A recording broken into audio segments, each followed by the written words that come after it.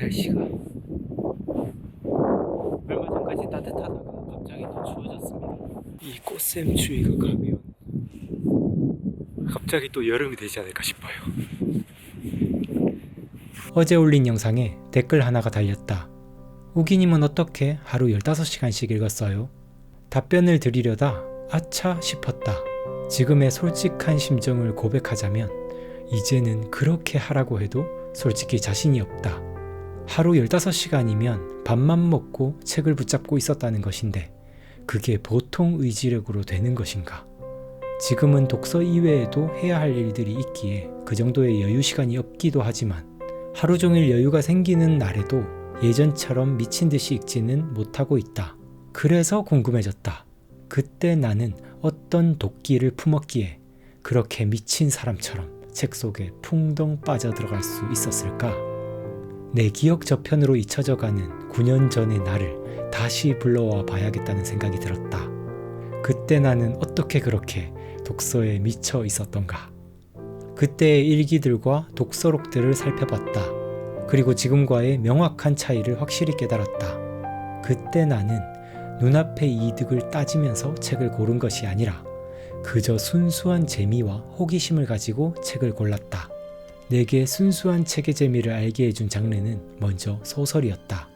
토지, 태백산맥과 같은 한국 소설부터 시작해서 데미안, 노인과 바다, 그리스인 조르바와 같은 해외 소설을 읽고 또 반지의 제왕, 해리포터, 봉신연희, 삼국지, 눈물을 마시는 새 등 동서양 판타지 소설까지 쭉쭉 읽어나갔다. 그때 나는 신세계를 만난 듯한 기분이 들었다. 왜냐하면 29살이 되기 전까지만 해도 나는 소설이 우리 인생에 하등 도움이 되지 않는 책들이라고만 생각했기 때문이다. 어린 시절부터 판타지, 무협소설을 좋아했었지만 내가 읽는 이런 이야기로 된 책들이 재미 이외에 어떤 유익을 줄 수 있다는 생각을 전혀 해본 적이 없었다. 그래서 어렸을 때는 소설을 읽으면서도 무언가 잘못을 저지르는 것 같아 죄책감을 느꼈고 20대 때부터는 이제 더 이상 인생의 낭비는 해선 안 된다고 생각하면서 아예 소설 읽기를 그만두었다. 그런데 29살 때 그것이 오해였음을 알게 된 것이다. 치밀하게 쓰여진 대가들의 소설은 나의 정신을 통째로 뒤바꿔버렸다. 내가 살아보지 못했던 삶을, 상상조차 못해봤던 삶을 너무나도 생생하게 살게 해주었기 때문이다. 이것을 추체험이라고 한다는 것은 나중에 알게 되었다. 한 인간 혹은 한 가족 혹은 한 나라의 성장과 패망의 이야기를 여러 가지 소설을 통해 생생하게 접하다 보면 내 정신에 여러 영혼들을 불러오게 된다. 고통받는 약자의 삶이 어떠한 것인가 간접 체험해 볼 수 있고 때로는 나쁜 빌런들의 내면에 들어가 그들의 심리를 알게 되는 경험까지 한다. 단 하나의 삶밖에 허락받지 못한 동물적 삶의 한계를 넘어서서 나라는 우주 안에 여러 모습의 소우주들을 들여놓게 되는 것이다. 소설을 통해서 상상 능력, 사유 능력, 공감 능력이 길러지고 그와 함께 인생에 대한 자기만의 주관과 철학이 깊어지게 된다. 이것은 내게 정말로 신세계였다.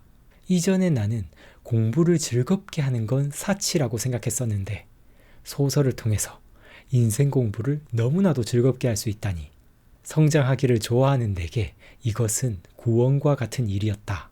그저 재미있는 소설을 열심히 읽고 기록하기만 해도 내 지혜가 쑥쑥 성장할 생각에 너무너무 기뻤다. 왜 이걸 10대 때도 몰랐고 20대 때도 몰랐을까? 왜 아무도 이 즐거움을 알려준 사람이 없었을까? 이런 즐거움을 혼자서만 즐기고 있었을 수많은 독서가들이 야속하게 느껴졌다. 소설을 재밌게 읽다 보니 자연스럽게 호기심도 많아지기 시작했다. 도대체 이 소설가는 어떤 공부를 했기에 이런 세계를 펼쳐낼 수 있는 것인가? 역사소설 속에서 과학 이야기가 등장하는 걸 보고 이 소설가는 과학 공부까지 따로 한 것인가? 하는 궁금증이 생겨나고 사람들의 심리 묘사를 너무나도 잘하는 장면을 볼 때면 이 작가는 어떻게 이렇게 사람들의 심리를 잘 아는지 궁금해졌다. 그렇게 호기심이 자라나다 보니 누가 시키지도 않았는데도 심리학, 뇌과학, 우주에 관한 책들을 찾아보게 되었다. 글쓰기 공부를 시작한 것도 그때부터였다. 읽기만 해도 기분 좋아지는 책들을 재밌게 읽다 보니 나도 이런 글들을 써보고 싶다는 욕구가 생겼고 그 마음이 나를 작가라는 꿈으로 인도해 준 것이었다. 9년 전 하루 15시간씩 독서했던 것은 내가 의도한 결과도 아니었고 엄청난 독기가 있어서도 아니었다. 그저 재미있는 책, 호기심이 느껴지는 책을 찾아다니다 보니까 자연스럽게 그렇게 된 것뿐이었다. 그때의 마음을 다시 떠올려 보면서 지금의 나도 다시 그때의 마음을 회복할 필요가 있음을 느꼈다. 그동안은 더 빨리 성장하고 싶다는 욕망에 사로잡혀 읽어야 한다고 느끼는 책들을 고를 때가 많았고 그러다 보니 독서가 조금 부담스럽고 힘들 때가 많아졌던 것 같다. 공자는 논어에서 지지자, 불여 호지자, 호지자, 불여 락지자라고 말했다. 배움의 길에 있어서 무엇을 안다고 하는 것은 그 무엇을 좋아하는 것만 같지 못하고 무엇을 좋아한다는 것은 그 무엇을 즐기는 것만 같지 못하다. 좋아해야 오래 할 수 있고 오래 하는 것에서 비범함이 자라난다. 운동을 하든 공부를 하든 결국 즐기며 오래 하는 사람이 가장 큰 성취를 얻는다.